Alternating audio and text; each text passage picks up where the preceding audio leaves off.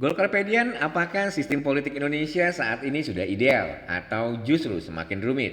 Ada yang bilang Mahkamah Konstitusi sudah berubah menjadi kekuatan politik. Ada pula yang menganggap demokrasi kita hanya sekedar prosedural, bukan substansial. Apa yang sebenarnya terjadi dan apakah amandemen Undang-Undang 45 adalah solusinya?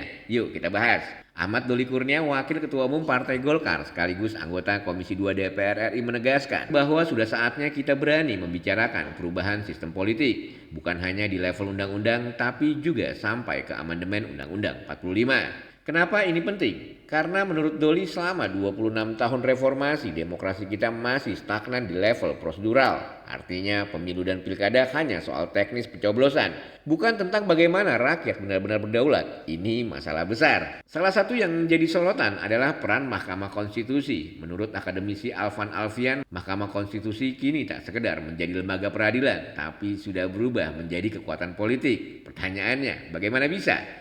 Keputusan PSU di beberapa daerah menimbulkan pertanyaan, apakah KPU sebagai penyelenggara pemilu juga kini memiliki peran politik yang lebih besar? Apakah lembaga-lembaga ini masih netral atau justru semakin terjebak dalam dinamika politik praktis? Nah, disinilah urgensi reformasi sistem politik semakin terasa. Oke, mari kita bedah lebih dalam. Demokrasi prosedural itu seperti apa? Gampangnya, selama ini demokrasi kita masih berkutat di soal pemilu, pemilihan pemimpin, dan mekanisme suara terbanyak. Tapi demokrasi substansial itu lebih dari sekedar pencoblosan. Itu soal bagaimana suara rakyat benar-benar diterjemahkan dalam kebijakan yang adil dan pro rakyat. Sayangnya kita masih tertinggal dalam aspek ini. Maka dari itu ada gagasan untuk menyempurnakan sistem politik bahkan melalui amandemen Undang-Undang 45. Tapi apakah ini solusi yang tepat? Untuk menjawab pertanyaan ini, berbagai forum diskusi digelar. Salah satunya adalah Politics and College Breakfast, PBC. Forum ini mengumpulkan berbagai perspektif, baik dari akademisi, praktis maupun politisi, untuk membahas langkah terbaik dalam reformasi politik. Kenapa ini penting? Karena perubahan tanpa kajian akademis hanya akan menambah kekacauan. Kita butuh pendekatan yang sistematis dan berbasis riset. Nah, sekarang pertanyaannya, perlukah kita mengamandemen Undang-Undang 45? Bagi sebagian orang ini langkah yang berbahaya karena bisa membuka peluang bagi kepentingan tertentu.